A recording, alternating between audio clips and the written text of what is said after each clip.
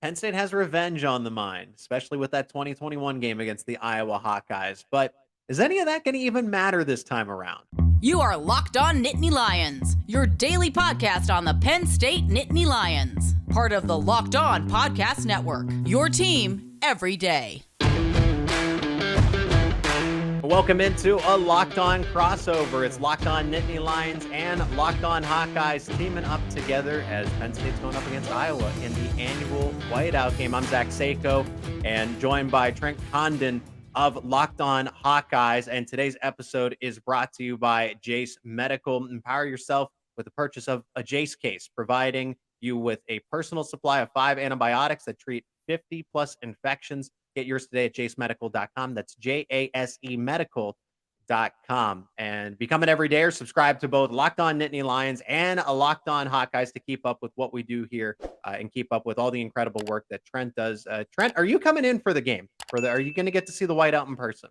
I'm not going to be here for this one. I've been there twice for Iowa Penn State games. I was there for the epic 2009, the last time the Hawkeyes played in a Whiteout. That did very well for our Hawkeyes with the Adrian Claiborne block punt and the 21-10 victory there. Came back 2 years later, and that was one of the most boring football games of all time. Much more boring than the 6-4 game of 2004. I was there for the 13-3 Penn State victory, where Iowa couldn't do anything offensively, just kind of a boring, grinded out type of game. So been out there a couple of times, did the RV thing for one of the trips and stayed in the RV lot, which was a lot of fun. The other time we drove in from Pittsburgh, stayed there Friday night, came in that morning, and then slept in our car because you know what hotel rooms are in State College. So we thought, you know what, we'll just sleep it off for a couple hours and head back to Pittsburgh after that. It's funny. I remember that 2009 game because that was actually the first game I attended in person. I was about 13. That was the first game I attended in person where Penn State lost. So I was under the impression that I was a good luck charm because they won every single home game that I had attended. And that was the first one they lost. And that shook me to the core. So thank you for that was part of it, right? That Iowa has won a Whiteout game before. There's a bunch of other storylines that go along with it. Penn State looking for revenge, the 2021 game, the Nittany Lions and Trent. Maybe feel free to disagree. I'm under the impression that you might have a hard time doing so. But if Sean Clifford stays in that game, doesn't get hurt, Penn State's up by double digits at that point in the game. That if Roberson doesn't have to come in, Penn State does win. They stay ranked in the top 10. That was a top 5 matchup. That was 4 versus 5. That was a really high-profile game. And then there was, Penn State's faking injuries. They're trying to slow down the offense. So from Penn State's point of view, I know that James Franklin's not saying it really out loud, but the Penn State media, the Penn State fans are still a little ravenous over how the 2021 game just went in general between that hostility, the creating a rival-like setup here. Okay, Penn State's still the unrivaled school and everything like that. I get it, but Iowa, the 2017 game, right? Shutting up Kinnick Stadium, like there is a lot of bad blood between these two programs right now. A lot of great football that's been played too, and a lot of epic games, and that's what makes this rivalry. That's not really a rivalry, 800 miles between the two schools, but you can feel it in the fan bases. You know, one thing I know, and it's fun for us, it's fun for the narratives, it's fun at conversation piece. I've seen the online fans going after Iowa, beat writers and reporters and things like that. 2021 keeps being brought up, but we go back to 2009. The narrative going into that football game was Iowa in 2008 knocked them out of the national championship picture. They were undefeated in November. They go into Kinnick Stadium. They lose that football game, and Penn State's waiting, right? They're waiting. Iowa's going to get what's coming to them. Revenge. Or revenge angle only happens for the opening kickoff. After that, it's about playing football. So yes, it's fun and it's a great conversation piece. Once we get inside the 60 minutes, it really doesn't matter. And if Penn State goes out and they win this game 27-7 and they cruise to an easy victory, I'm sure that narrative will also be there. The players will talk about it, but ultimately it doesn't matter. I've seen so many times where the revenge angle is used, what happened in recent history is used, and it doesn't play out. It will be said afterwards if it plays out, but that's just that 2020 hindsight that you get. More than anything, it's what happens between the lines for the 60 minutes, and that's when we get into the actual football game. But you're right. The storylines, they've been a lot of fun to talk about. The fan base is going back and forth. It's going to lead up to a lot of buildup for the game, which is just one of the many epic games coming up in college football this weekend. For Iowa specifically, I mean, those are just the general game storylines between this matchup of Penn State and Iowa. I like to think that the other storyline here is that Iowa's missing 40% of its almost 40% of its offensive production with the injuries to Jazz Patterson and Caleb Johnson, the top two running backs. And then primarily, I just hate to see it because I've read so many good stories about him. His tight end number one, wide receiver number one at that as well.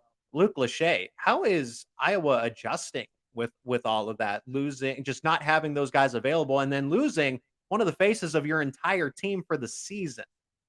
It's a big blow for a team that is year after year limited offensively. And it actually went into the depths the last couple of years, and it went from bad to awful the last really season and a half. And, trying to build yourself out of it, you lose these kind of weapons. We saw Caleb Johnson a year ago. He sets the Iowa freshman record for rushing yards. This is a dude that had a touchdown against Nevada last year where he was up at 22 miles an hour. I mean, one of the fastest players that they have at 5'11", 220 pounds. He's big, he's strong, he's physical, and he didn't look right even before the injury. Well, he's your starter, and he's gone. But we saw Jazzion Patterson, redshirt freshman from Florida, showed some juice in the running game. In fact, had the big play against Iowa State. Now he's out with an injury, an ankle injury, so he's going to be out. Now, they do have three running backs that they were really confident coming into the year.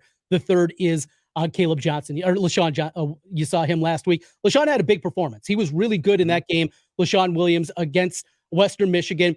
He doesn't have the same kind of juice, though. We're not talking about, a special kind of athlete. He's just a good, solid running back. And then after that, it's the great unknown. It's two true freshmen, both played last week. TJ Washington, a more of a, kind of that Swiss Army knife type of player.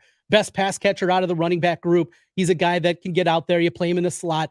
Just one of those type of players. But the guy that had the 2 touchdowns is Moulton, young man that looks like he's about 14 years old. I mean, he just looks little. Seeing him at the post-game press conference and just looking, and it gives you that memory again. Oh, yeah, these are still 18 to 22-year-old guys, right? And you see just how young he looks. But he looked good a little bit there. Your question, though, against this Penn State defense, can those freshmen pick up a blitz? Can they get a guy coming off the edge? Can they do those things that are so important? Being able to read. Are you the outlet here? Those kind of things. And to do it really for the first time in an environment like they're going to see on Saturday night, that's scary. The other guy is one that scored the late touchdown for Iowa. He's a walk-on in Max White. He actually played in the first half of the game against Western Michigan before the true freshman. I would think if Williams needs a blow, that's the direction that they're going to go. Max White. He is a try-hard kid. He's a walk-on. He'll be in there and probably that pick up a blitz, maybe get a carry. But for the most part, this is going to be all about LaShawn. He's going to get a bulk of these carries. Yeah, and LaShawn coming out of the Western Michigan game, I should say.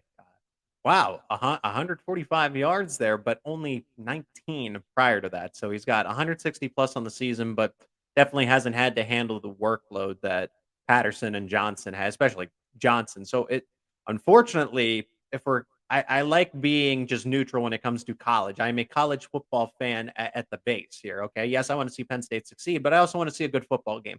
So to see Lachey, to see Johnson, to see Patterson not be involved here, that it really takes away from the quality of game that we could see. Now, from Penn State's side of it, Iowa's got question marks about how the running game is going to go moving forward. I would say Penn State's in the same case here because I guess we have it really good over here with Nicholas Singleton and Katron Allen, but the explosive plays have not been there. And that's really been the biggest discussion is Penn State's running game. Why is it not seeing the success? Why have they not gotten better now that Singleton and Allen are not just true freshmen anymore? They have the experience. The offensive line is the best that it's been in the past decade, maybe even further. And yet these guys, yes, they're averaging 4 to 5 yards a carry, and that's what you want. But the explosive plays, I mean, Singleton was ripping off 70, 80-yard touchdowns at any given moment. Katron Allen, it would take 1 or 2 broken tackles, but he would get 20, 30 yards into the open field. And now those guys are limited to anything that's basically under a dozen yards. So Iowa's got its running game to figure out. But Penn State, I think, has the same for different reasons, right? Guys aren't missing. Everybody's there. The whole puzzle is put together, but it doesn't look the way it should. And it is a little bit concerning. The wide receivers after Keandre Lambert-Smith and Trey Wallace. If Trey Wallace is going to miss time again, who's going to be the next guy to step up? And Iowa's secondary is very, very good. Zone coverage. We know that the Hawkeyes are very good when it comes to zone coverage, and that's a lot of what we're going to talk about in the key matchups there. But you need your veteran wide receivers, the few that you have, to be ready to go and readily available because the next men up just haven't lived up to the expectations through the first 3 games against lighter competition. Now you're going up against an Iowa team that will make you pay for big mistakes. And so I wonder what that is going to mean for the wide receivers. But the ground game can definitely make it a little bit easier for the passing attack, particularly the wide receivers, if they can get it going. So those are just some storylines between Penn State and Iowa. Key matchups. I think secondary is definitely going to, just overall for Iowa, going to be one of the key matchups here. And Trent will agree. We're going to discuss that in just a moment. Let's hear from one of our sponsors of today's episode, and that is Jace Medical. Jace Medical is revolutionizing what it means for medical care, and everyone should empower themselves for their loved ones during the unexpected. That's why Jace Medical offers the Jace Case. The Jace Case provides 5 life-saving antibiotics for emergency use and gives you peace of mind so that you are not just hoping that you have access to medication in an emergency. Jace Medical makes sure that you have the medication in hand. Jace Medical is simple. They handle everything from the online evaluation to licensed pharmacy medication, delivery, and ongoing consultation and care. Don't get caught unprepared. Save more than $360 by getting these life-saving antibiotics with Jace Medical, plus an additional $20 off when you use promo code LOCKEDON at checkout on jacemedical.com. That's JASE medical.com, promo code Locked On.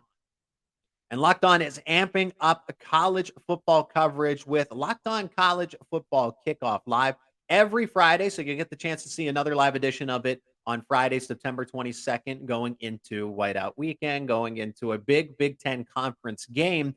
But only Locked On can do this with the stable of experts and analysts that we have. So check it out every Friday, 11 a.m. to 1 p.m. Eastern time, live on every Locked On College YouTube channel. And then you can find it wherever you get your podcasts as well for the Locked On College channel. So it's up on Locked On Hawkeyes. It's up on Locked On Nittany Lions.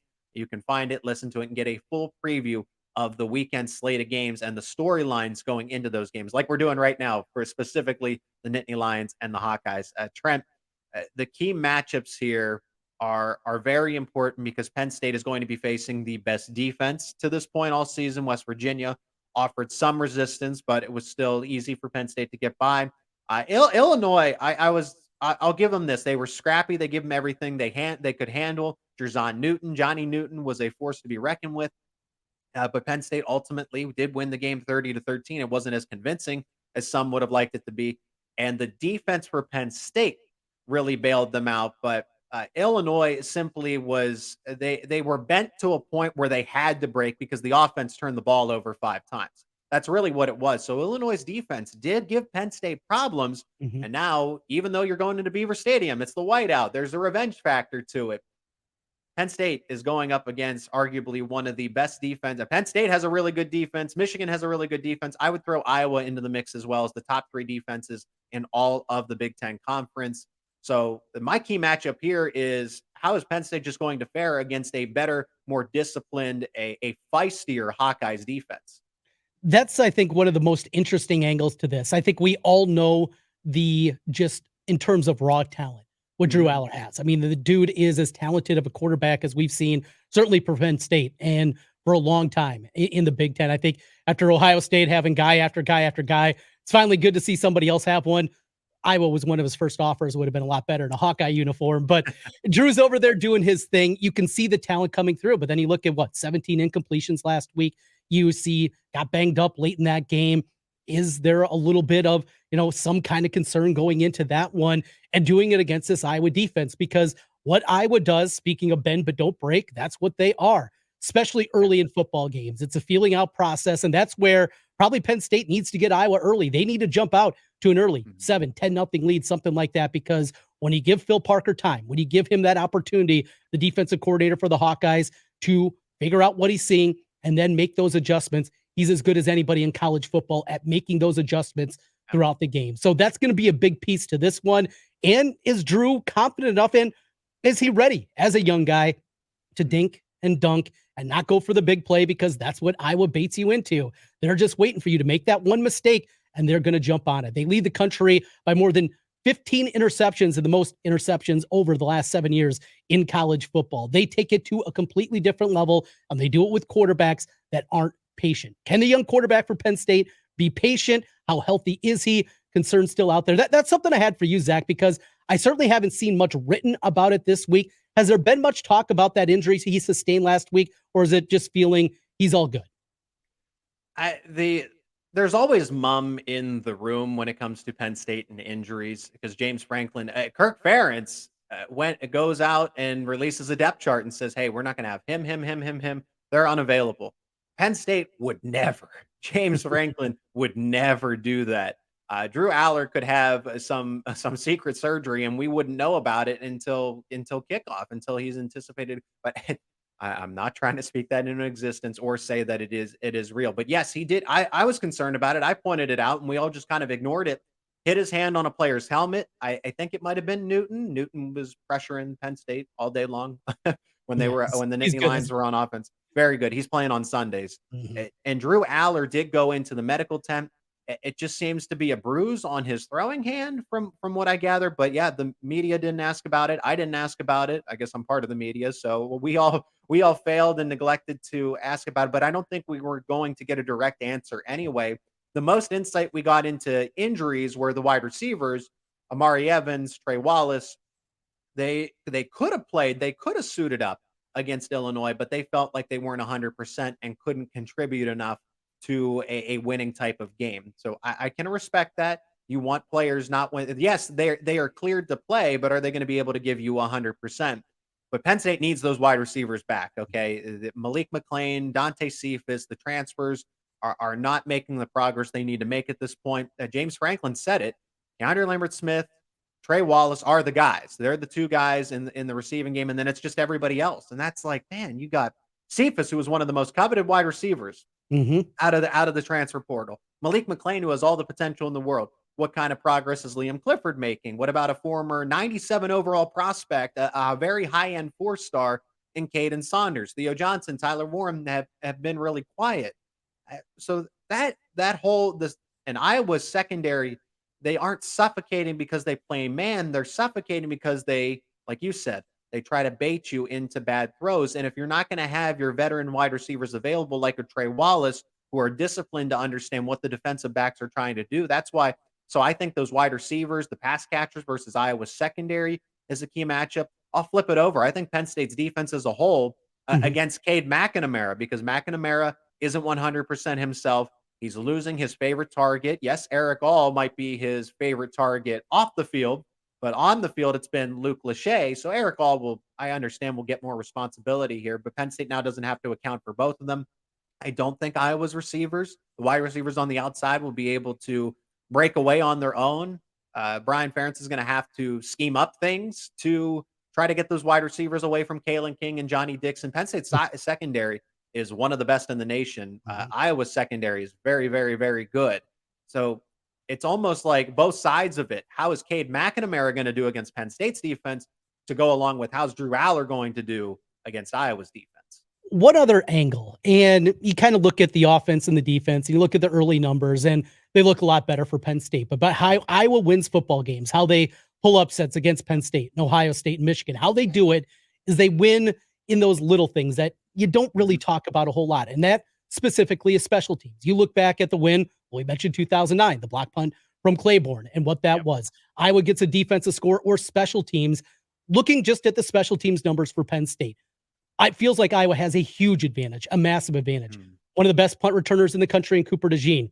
We've seen Wetchin, the kick returner, fastest guy on the team, a little walk-on from Iowa Western, and the dude has speed. Kicking game, punting game, Iowa excellent at both of those factors. I mean, it feels like, at least on paper, what I've seen is Iowa has a huge advantage there. What can you tell the Hawkeye listeners out there about these Nittany Lions special teams and a possibility of closing that gap? Because, yes, offensively and defensively, Penn State definitely has an advantage, I think, on both sides. But special teams, Iowa can close it. How much can they close it? How bad, at least from what I've seen, are these Penn State special teams?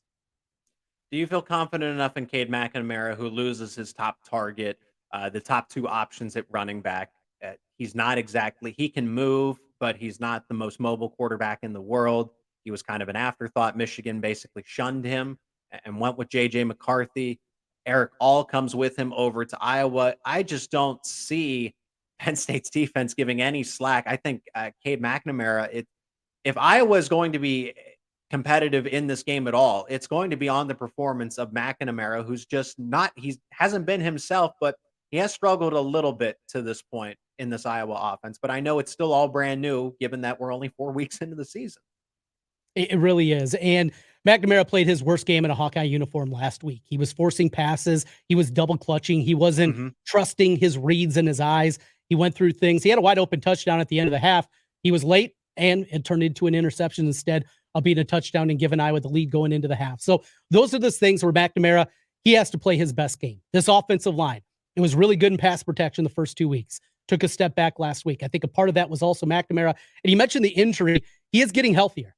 And he said going into last week, he was as healthy as he's been. He was able to go through the full week of practice for the first time all season long. Remember, because of the knee injury he sustained last year at Michigan, he didn't go through spring practice because he was still working his way back. Then he gets hurt in August camp, and he's out for 4 weeks. This is a guy that hasn't got a whole lot of reps. And I do wonder last week, as he was finally starting to feel a little bit more healthy and be able to move around a little bit more, if that led to him holding the ball longer, trying to make the big play just because he was finally feeling more confident with it. At least it's a theory. We'll see if it shows up there. But McNamara, he's played in big environments. He's been there before. He's beat Penn State before, him and Eric All with a late touchdown a couple of years ago. He's not going to be scared of the moment. And this guy has confidence oozing out of him, probably more confidence than the actual skill comes by, but he's a leader. And I think he's an important part of him. If he can go out there and play a solid football game, he doesn't have to throw for 300 yards. Iowa quarterbacks don't throw for 300 yards, but if he can complete 65% of his passes, make a big play or two in the passing game, and just keep them moving, keep those chains going, stretch this game out, and they're going to have to do it something kind of ugly, right? That's the way that Iowa, that's the blueprint of doing it. And I know, well, we'll get into that a little bit more when we get into our predictions. Yes, we got our final segment on the way, predictions including a final score, what Trent and I are thinking when Penn State and Iowa line up on the football field. Before we get to that, Trent has a word from our other sponsor of today's episode, and that is FanDuel. Snap into action this NFL season with FanDuel, America's #1 sportsbook. Right now, new customers get $200 in bonus bets guaranteed when you place a $5 bet. That's $200 in bonus bets, win or lose. If you've been thinking about joining FanDuel, there's no better time to get on the action. The app is super easy to use. It's one of my favorites, a wide range of betting options. Of course, the point spread. We look at Iowa, Penn State this week. Nittany Lions now north of 2 touchdowns at 14.5. They have player props, over-unders, and a whole lot more. So visit FanDuel.com/lockedon and kick off the NFL season. FanDuel, official partner of the NFL. And as I said before, become an everydayer to both of the shows, Locked On Nittany Lions and Locked On Hawkeyes. Keep up with everything that we're doing here on the Locked On Podcast Network. But this is what everyone wants to know, right? We went into the game plan, that we started to tease a little bit of the game script for Penn State and Iowa, but official prediction time from myself, Zach Seyko, and Trent Condon of Locked On Hawkeyes. Trent, let's kind of no sugarcoating here. I think Penn State wins it. You mentioned the spread coming out of the FanDuel break over 2 touchdowns. I think Penn State can win by 2 touchdowns here. Just they are a better team. I do worry about a Kirk Ferentz coached team. They're well coached. They're going to be scrappy. The secondary is still one of the best in the Big Ten, one of the best in the nation, and I will give them their due credit. But just with the untimely injuries, I don't like I said, I'm just a fan of college football. I'd like to see both teams at full strength. What could they do against each other?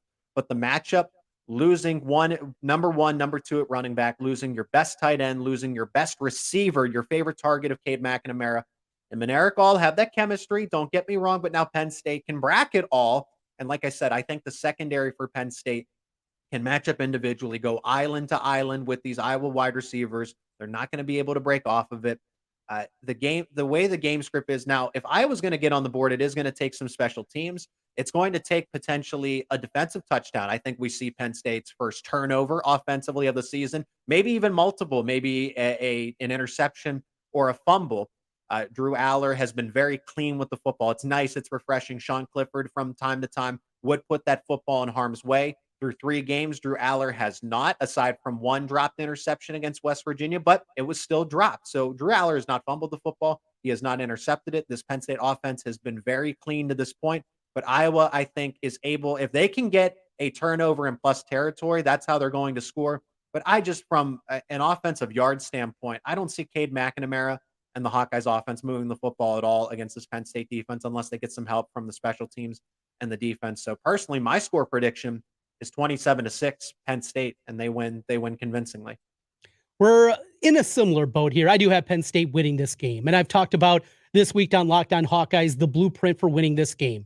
Need to get a special teams or a defensive, if not a score, you need to do something where you get a short field, an incredibly short territory, field. yep. Yeah, getting the ball probably inside the 20-yard line if you don't get that defensive score. You look back historically when I was in Happy Valley, that's been a big part of it. Either special teams or defense putting a score up on the board. That's going to be a piece of it here. Special teams, you have to dominate.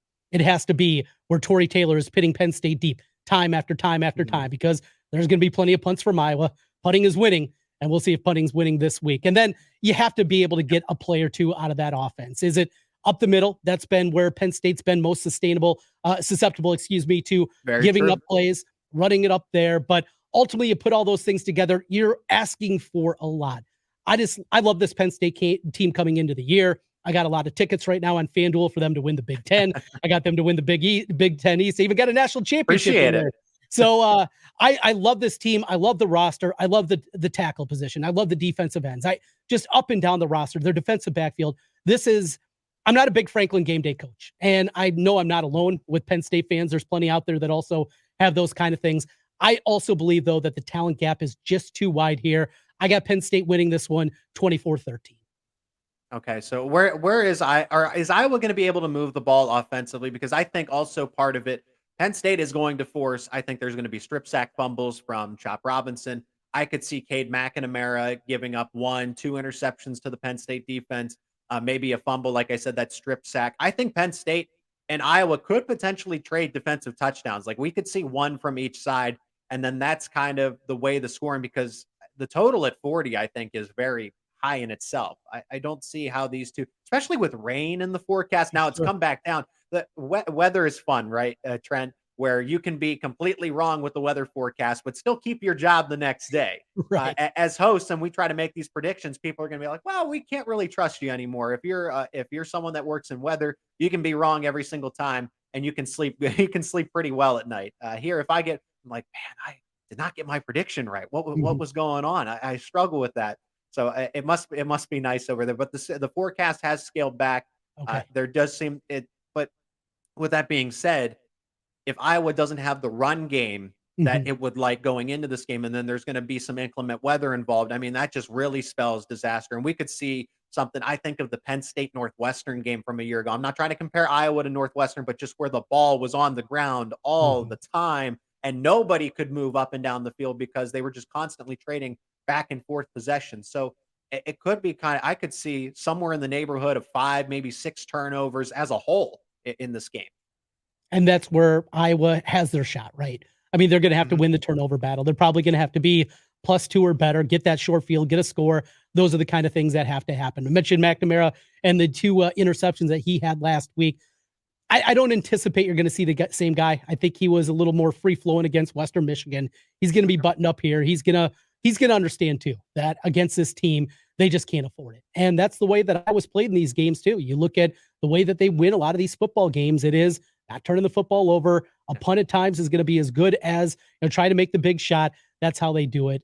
Ultimately, that's what it is. If Iowa wins the special teams, if Iowa gets a couple of big plays offensively, they don't turn it over, they force a couple of turnovers, all these things, then maybe they have a shot. But that's kind of where we are. It's a lot that has to happen to get to that point.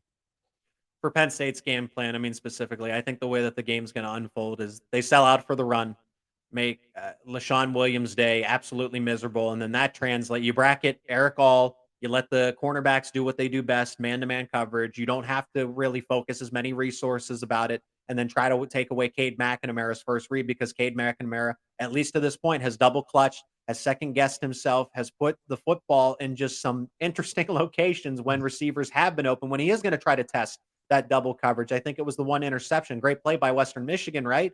But he put that ball in harm's way when he didn't have to, but also if he had thrown it a little more to the left, that's a catch and a very Yeah. well-placed football. So if Cade McNamara is a little more healthier and is not going to make as many, I mean, that was against a Western Michigan defense. So like me sitting back and saying, well, what is Penn State going to do against coming off of an Illinois defense going up against an Iowa defense? How about a Western Michigan defense going to a Penn State defense on the road? So that's why I like Penn State. Yeah, they're just both teams are going to capitalize off of turnovers. It's just a matter of how much. And I think at the end of the day, the Nittany Lions, they ultimately do. They capitalize more.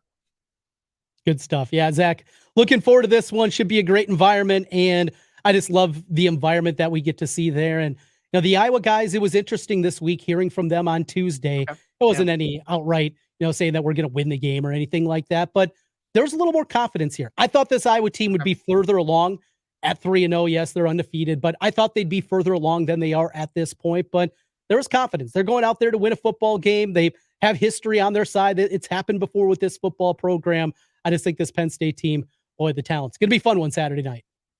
He's Trent Condon of Locked On Hawkeyes. I'm Zach Seyko of Locked On Nittany Lions. Become an everydayer for both shows. Subscribe to the Locked On Nittany Lions channel, the Locked On Hawkeyes channel on YouTube, wherever you get your podcasts. Also, to go along with that, Locked On Big Ten with Craig Sheeman, who's also talking about this game and a whole lot of others on Locked On Big Ten. Thanks for checking out this episode, this podcast. Leave a like, leave a comment with your score prediction, and we'll have more Hawkeye and Nittany Lion content right here on Locked On Nittany Lions and Locked On Hawkeyes.